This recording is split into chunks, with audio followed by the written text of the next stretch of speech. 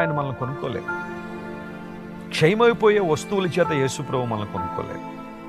పేతురు భక్తుడు ఇదే విషయాన్ని ప్రస్తావిస్తూ, మనందరం కూడా పితృపారంపర్యమైన వ్యర్థమైన ప్రవర్తనను విడిచిపెట్టున్నట్లుగా క్షయమైన వస్తువులు అనగా వెండి బంగారాల చేత మనం విమోచింపబడలేదు, కానీ నిష్కళంకమైన నిర్దోషమైన గొర్రె పిల్ల వంటి క్రీస్తు రక్తము ద్వారా విమోచింపబడ్డారు అనే మాట ఆయన రాశాడు.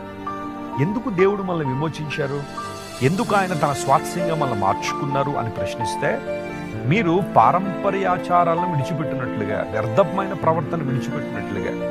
కొంతమంది మేము విమోచింపబడ్డాము, విడుదల పొందాము, యేసు ప్రభువును అంగీకరించాము, ప్రభు బిడ్డలుగా మార్పు చెందాము అని చెప్పుకుంటూ కూడా వ్యర్థ ప్రవర్తనలో బ్రతికే వారు చాలామంది ఉన్నారు. అయితే ప్రభువు నీ కోసం రక్తం కార్చింది, నేను విమోచించింది, నీవింకా ఆ పారంపర్యాచారముల్లోనూ వ్యర్థ ప్రవర్తనలోనూ కొనసాగుతావు అని కాదు.